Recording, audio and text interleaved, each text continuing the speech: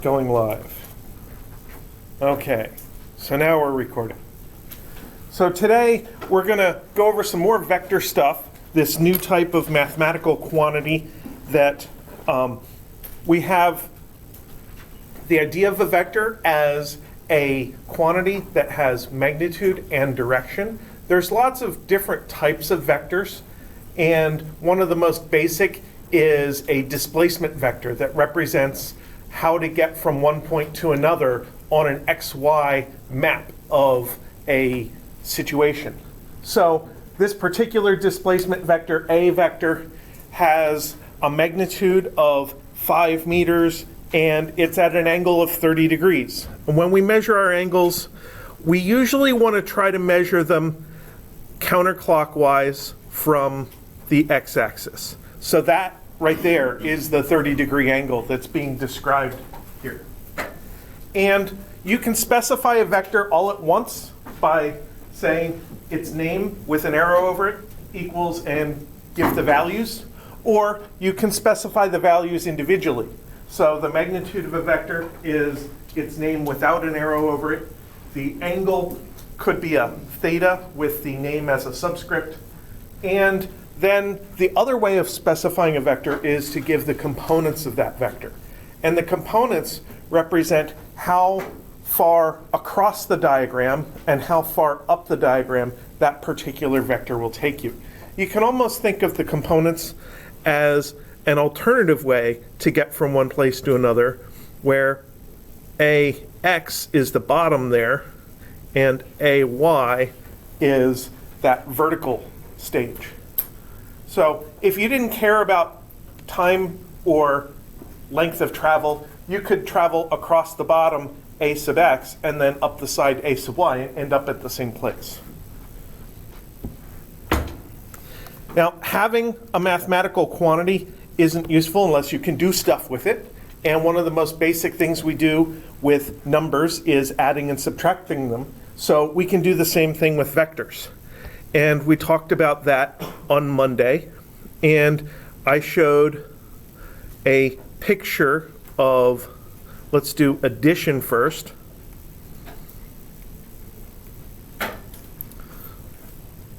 So if we start with our vector A and then add some delta R,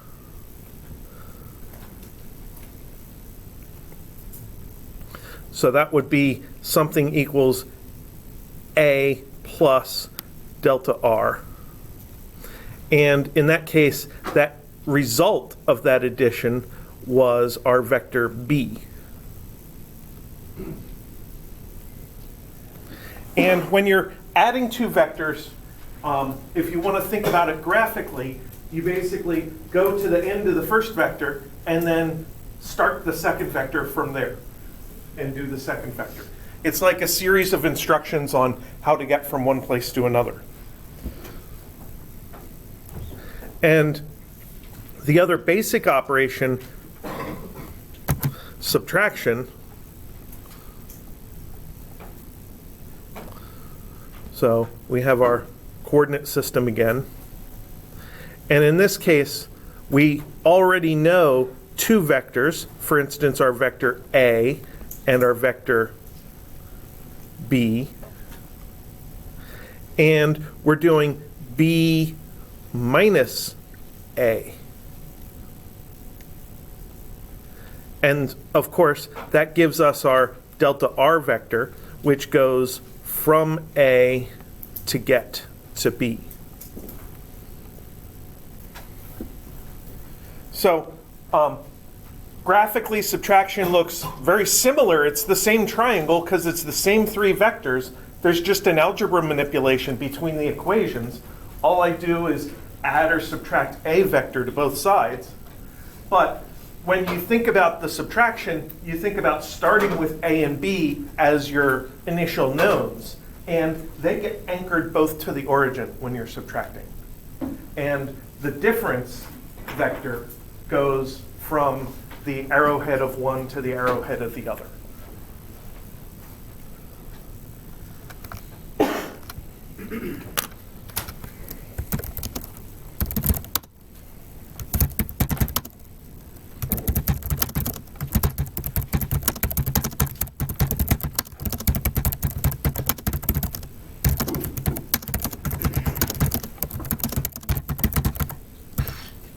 Now, if we're really, really good with our trig identities, we could use the law of cosines and the law of sines to figure out the results of vector addition and subtraction. You basically draw it out, find your triangles, find the angles of vector A and the angle of vector B, figure out the angles inside the triangle, and then apply the law of sines and law of cosines.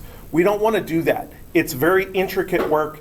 It requires having good drawings all the time, and it's kind of a pain. We could do it once and provide definitions, but they're cumbersome equations.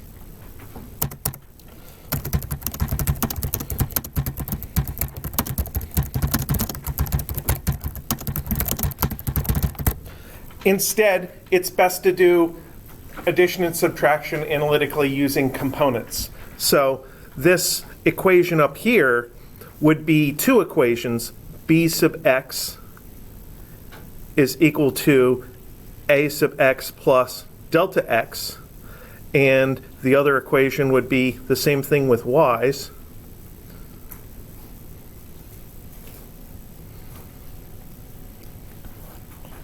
So we would take the a vector, break it into components, the delta r vector, and break it into components. Notice when our vector has an arbitrary name like a, its components are represented with subscripts, subscript x and subscript y. When our vector has a generic name, delta r, we tend to just call it delta x and delta y. So plain x is an abbreviation for r subscript x because there's no need for that many subscripts. And then, of course, subtraction is the same thing. Delta x equals and delta y equals, and then this would be b sub x minus a sub x and b sub y minus a sub y. So far in our diagrams and in our equations, we've been thinking of these vectors all as positions and displacements. All of the numbers that are lengths in the graph are in meters. And the only thing that wasn't in meters was the angle in degrees. We do have equations that involve things other than plain meters. We have the idea of velocity in meters per second. So we have to talk about that.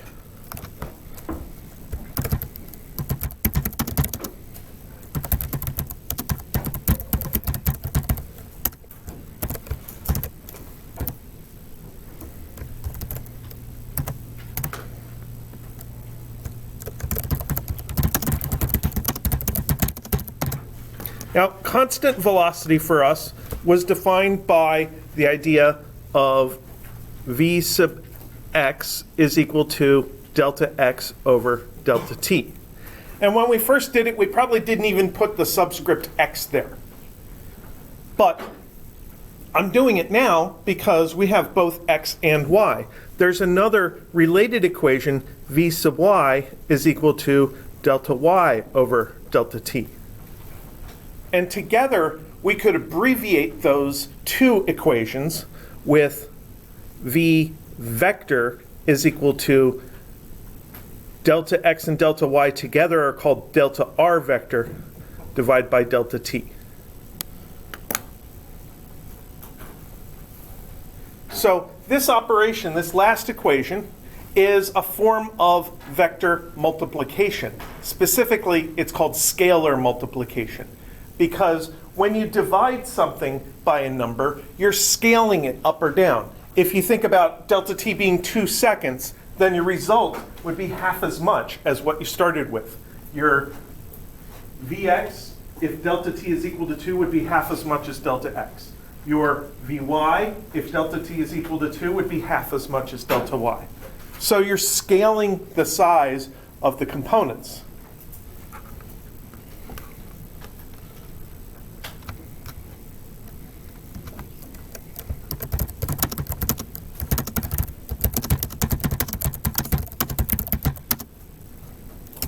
Actually, let's move from A to B in 10.0 seconds. So yesterday, we had a particular delta A, Monday. We had a particular delta we had a particular A and B vector, and we found the delta R.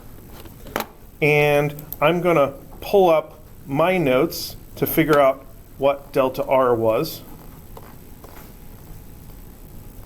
There it is. Delta X was negative 5.36 meters, and delta Y was 0.32 meters. So in order to achieve this scalar multiplication, which looks like dividing this time, we just have to do the same thing to the x and y. Both of them get divided by delta t. So then my v sub x is equal to negative 5.36 over 10, I guess meters and seconds, is negative 0.536 meters per second. And of course, v sub y is similar, 0.32 meters over 10 seconds is 0.032 meters per second. So that makes a new vector, v vector, the velocity vector for that particular process. So I can draw it. I can draw my little coordinate system. And to find v vector, I have to go negative in the x direction a bit, and then positive in the y direction a lot less. So I'll draw my v vector over there somewhere.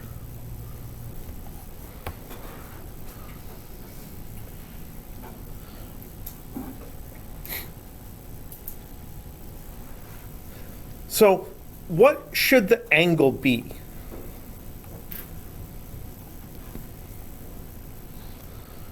Let's take a guess first, an approximate. It should be a negative number. A negative number? I mean, if it's like this, if it's going towards the negative direction, it should. Well, remember what our angles are defined by. Our angles are defined by measuring from the x-axis in a counterclockwise direction. Right. I would think greater than 90. Now, there is redundancy in angles. You can get to the same direction by going counterclockwise or clockwise. So you can go in the plus or the minus direction. But usually we like to try to figure out the positive angle. 135? Let's go with more than 90 degrees. We need an upper limit for definitely it's less than what? 180. It's definitely less than 180.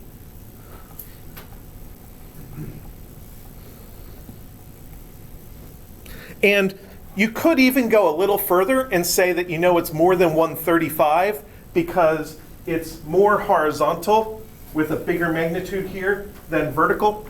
So it's going to be past the 45-degree halfway point between 90 and 180.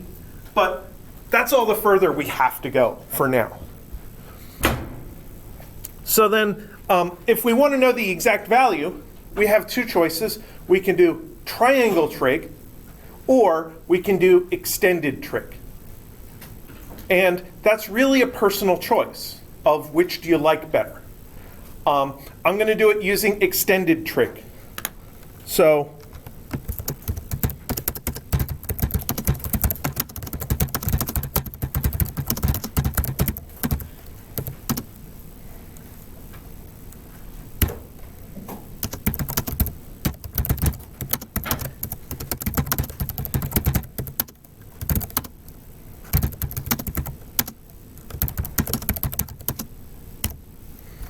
okay, with extended trig, your x is always the adjacent in your trig functions, your y is always the opposite in your trig functions, and theta is always measured counterclockwise from the x-axis.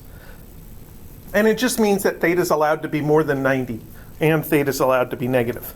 If you don't remember the extended trig functions, they're up here above kinematics in that vector section. So that's kind of a reminder of how to apply the trig functions to vectors if you're making your theta counterclockwise from the x-axis. And remember, the only thing we have to be careful about is that plus 180 degrees that has to happen sometimes. So let's see if it has to happen. Let's take that inverse tangent of y over x. So the inverse tangent of 0.032 over negative 0.536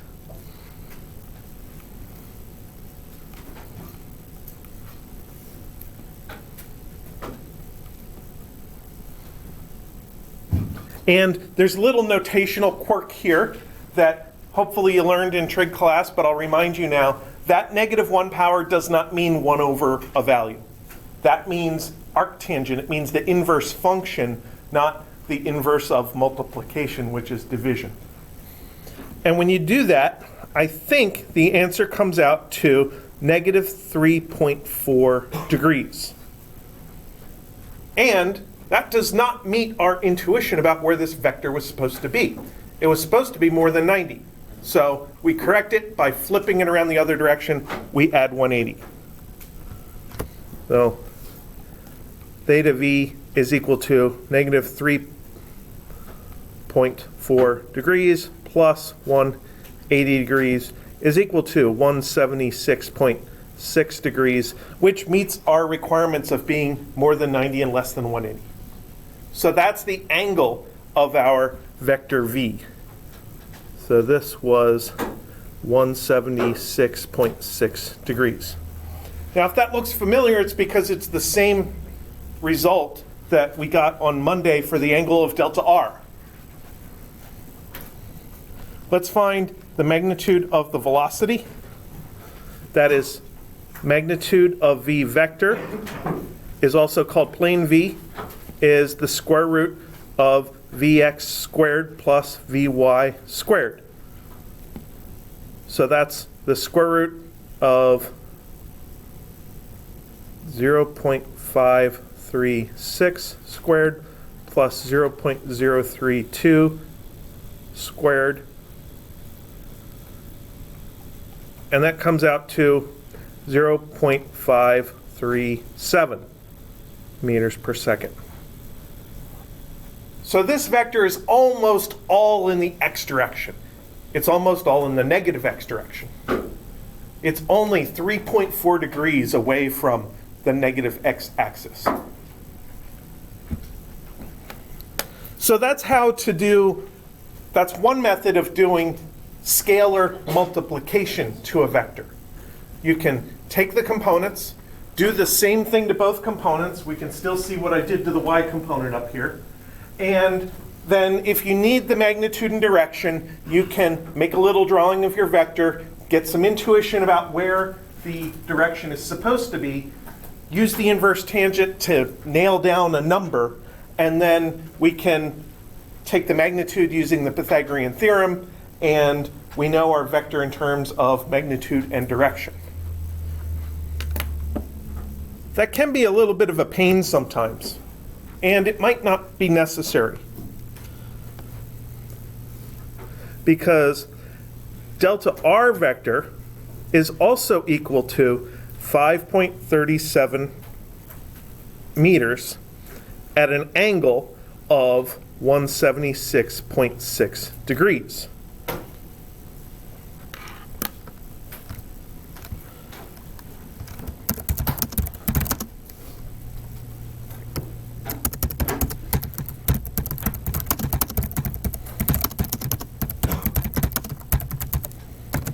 And the scaling that we did, dividing by delta t, makes the delta t kind of number called a scalar number. A scalar is the opposite of a vector. A scalar number just scales vectors. It makes them bigger or smaller. And whenever we're multiplying or dividing by a positive, we can achieve the same result by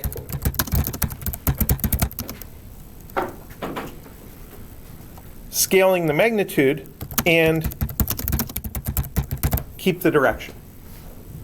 So if we had used our delta r in terms of magnitude and direction, I would just say that v vector is equal to 5.37 meters over 10 seconds at an angle of 176.6 degrees, and I'd practically be done with it already instead of doing all that red writing. So sometimes with scalar multiplication and division, it makes sense to stay in magnitude and direction form.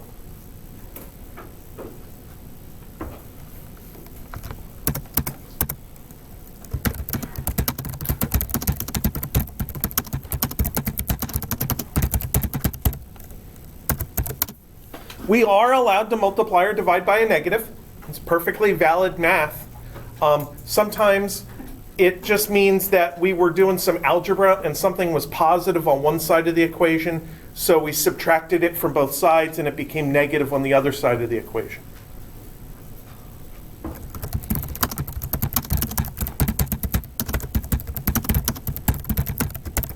So in that case, we can still just scale the magnitude by multiplying or dividing, but magnitudes must be positive.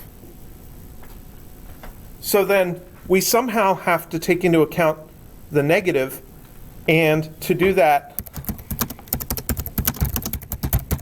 we just flip the direction. We add 180 degrees or make it opposite in some other way.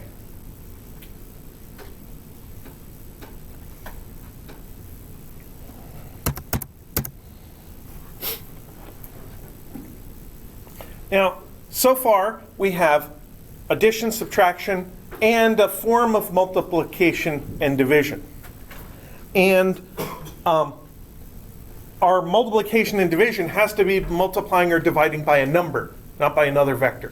So I can take a velocity and multiply it by delta t to turn it into a displacement.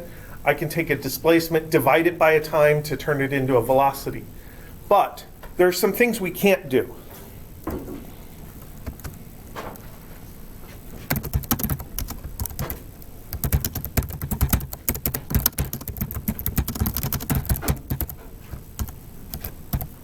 We are not allowed to divide by a vector.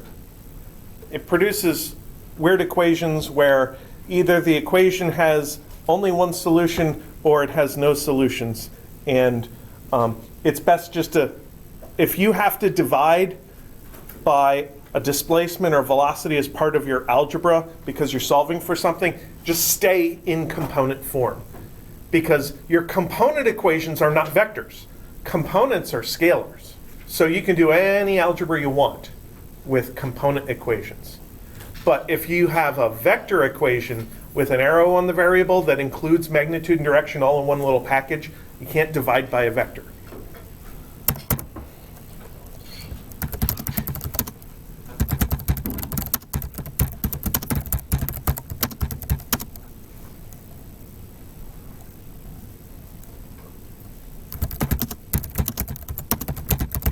Eventually, we'll deal with ways of multiplying vectors. We'll have a definition called work due to a force, and that'll involve a way of multiplying vectors. We'll have a definition called torque due to a force. That'll involve a different way of multiplying vectors. But I don't want to do that now, and you don't want to do that now. So we're not going to do that now. But what we have done is we've opened up most of our kinematics. So I'm just going to grab our kinematics equations here and paste them in here. Make it big enough to look at. So those are our basic kinematics equations. And each of those equations can be upgraded to a vector equation. And I don't do it on the equation sheet because, first of all, you need to use the equation sheet before we talk about vectors, and second of all, it makes them look cluttered. So let me show you the upgraded version of each equation. We have delta r vector is equal to v average vector delta t. So delta x the x displacement gets upgraded to delta r, a possibly diagonal displacement. V average x component gets upgraded to V average vector. Delta t doesn't get upgraded, time is just a number. And then delta V vector is equal to V final vector minus V initial vector. This was pure vector subtraction. And this is just the x component of all of them. And then V average vector is 1/2 V initial vector plus V final vector. And delta V vector is equal to, here's a new one, A vector delta t.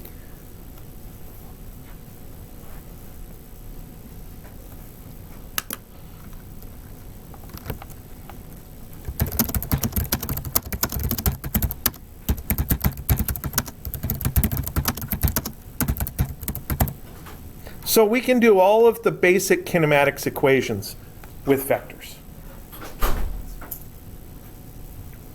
And that's one of the reasons I like those 4 boxed kinematics equations. It's not just that they're simple, but they are vector equations, really. And I just took out the x component part of the equations. I could write another set and call the x's all y's, or I could write a set like in red here where I call them all vectors, and those are all consistent with each other. Now there are 2 other equations, so let me grab those off the equation sheet here.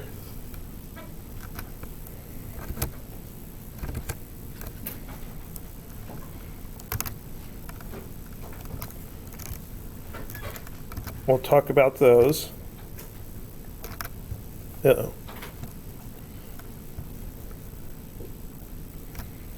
That works. The first one is fine. This one turns into delta r vector is equal to V initial vector delta t plus 1/2 A vector delta t squared. There's no problem with that equation. We have all the math we need to do it, because we can do scalar multiplication here. We get some scalar multiplication here. We multiply A vector by 1/2 t squared. And then we have a big vector addition as part of the right-hand side. So that's fine.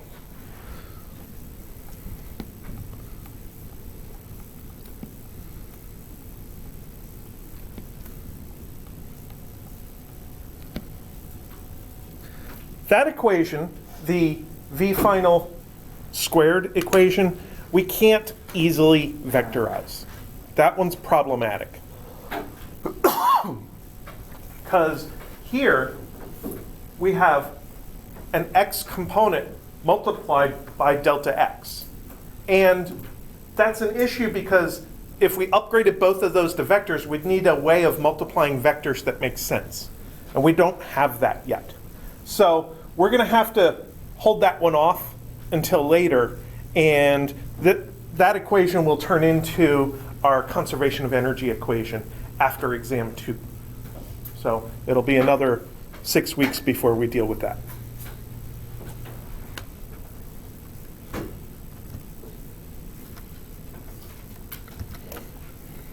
So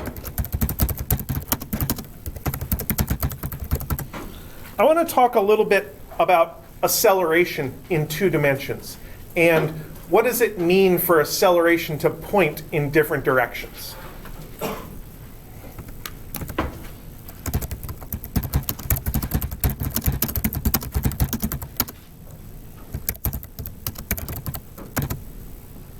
And the easiest acceleration for us to think about is free fall. And that is an acceleration equal to 9.8 meters per second squared downward. So I've given an acceleration, and I have stated its magnitude, and I've stated its direction. Sure, I stated the direction as a word instead of a number, but I think that word means more to me than the numbers do.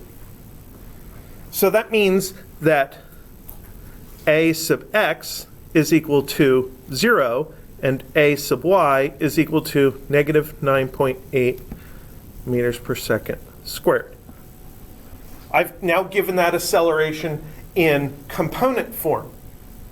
The entire acceleration is in the y direction, and it happens to be in the negative y direction.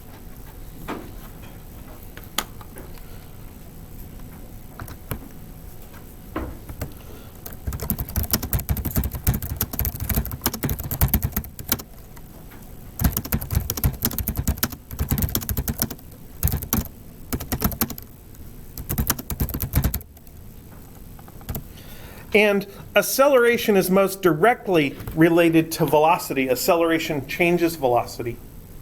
So I want to think about the different relationships I can have between acceleration and velocity, and what does that do to my object.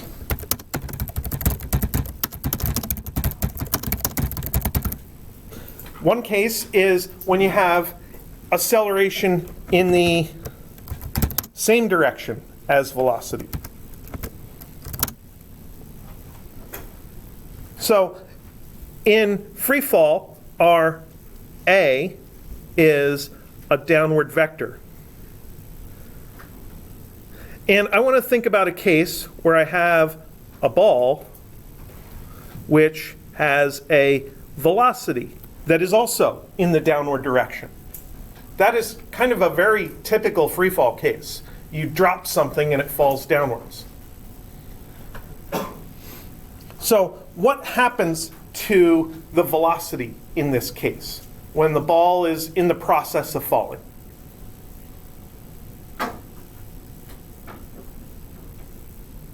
What happens to how fast it goes as it falls? It keeps going faster. The velocity increases in magnitude. Absolutely. So the magnitude of velocity increases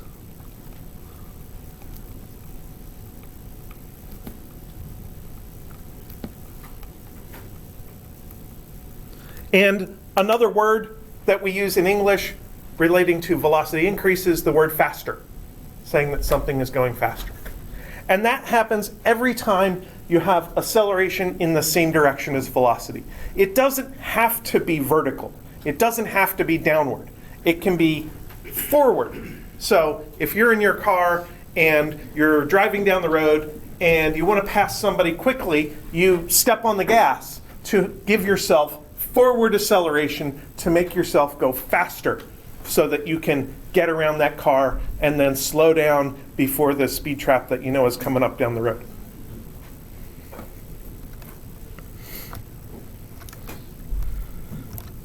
So now, the second idea of a direction of acceleration is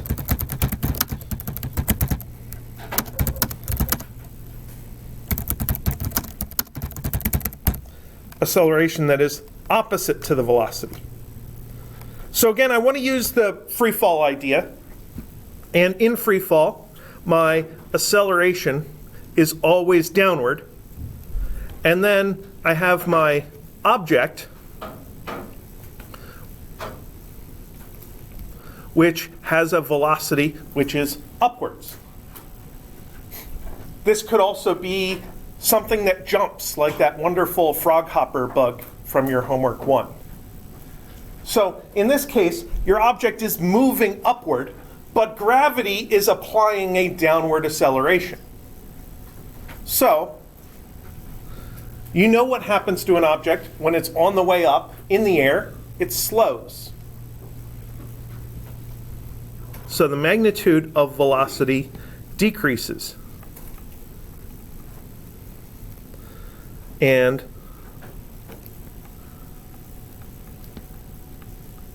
we can say that the ball goes slower. So whenever you want something to go slower, you should somehow give it an acceleration which is opposite to the velocity. So you're driving down the road, you want to go slower, you give yourself an acceleration which is backwards. You're still moving forwards, but your acceleration is backwards.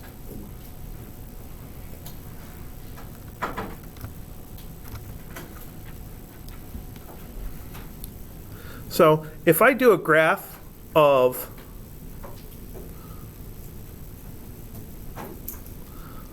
the y velocity versus t for throwing a ball upwards, the y velocity would start out with a positive value, and it would decrease and decrease and decrease. And each point on this graph represents a velocity arrow. So there's a velocity arrow here, which is getting shorter and shorter, and then goes to 0, and then goes negative. And then when it's negative, it keeps getting taller and taller, but negative.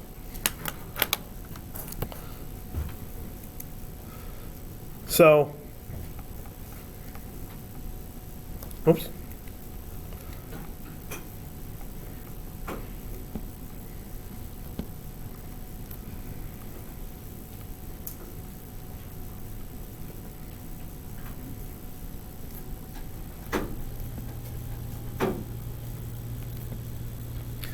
We talked a little bit about relationships between position and velocity and acceleration in terms of graphs. And that negative acceleration is a negative slope of the velocity graph. So when you throw an object up into the air, that would literally be a graph of its velocity. Now, I hope you do that next week in lab. You're going to be throwing beach balls around the lab. Hopefully, you only throw them vertically and then you catch them again. Try not to hit our computers because they're fragile. But the velocity starts out here and gets smaller and smaller and smaller. Let's think about what that would look like in terms of a vector equation. Delta V vector is equal to V final vector minus V initial vector.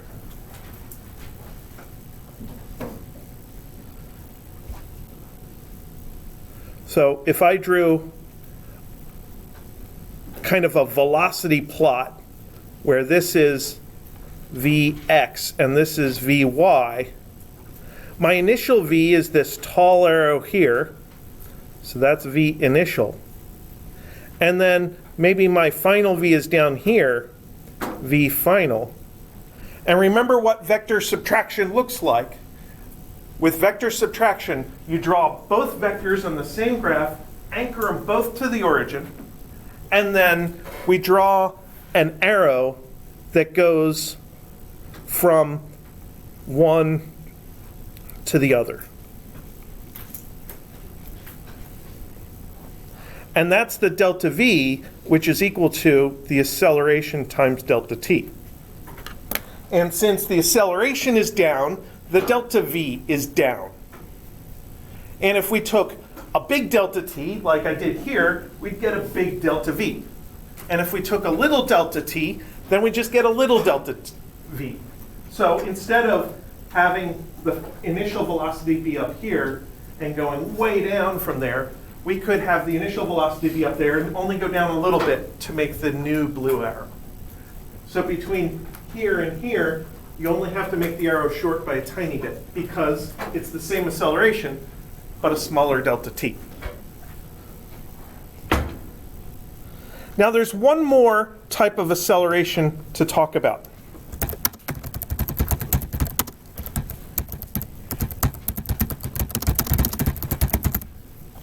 And that is acceleration that is perpendicular to the velocity. So we already had acceleration which was in the same direction, and we had acceleration which was in the opposite direction. Now we have a ball that is moving horizontally, and the acceleration is still vertical.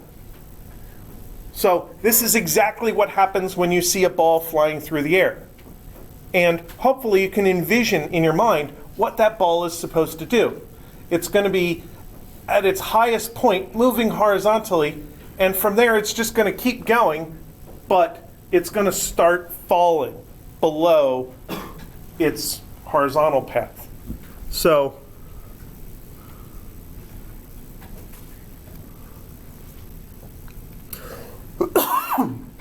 the ball in flight follows an arc at the top, and at the very top, its velocity is horizontal.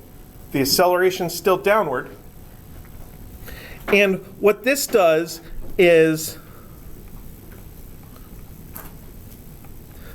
changes the direction of V. And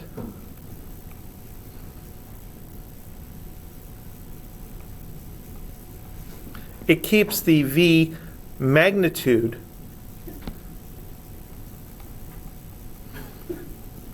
constant. Just for that moment while the velocity is actually horizontal. Because remember, in the next moment, the velocity is going to start to point downwards. Then it's not really perpendicular anymore. So this idea of V constant is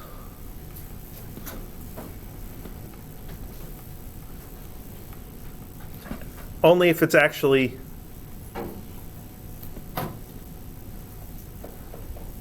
perpendicular. Because you can have combinations of these. If you want to turn and slow at the same time, then you need some perpendicular acceleration to make yourself turn, but you need some backward acceleration to make yourself slow down. If you want to speed up and turn at the same time, you need some forward acceleration to speed up and some sideways acceleration to turn. So you're allowed to have those at the same time. And this idea of the speed being constant is only true if the acceleration is actually perpendicular to the velocity.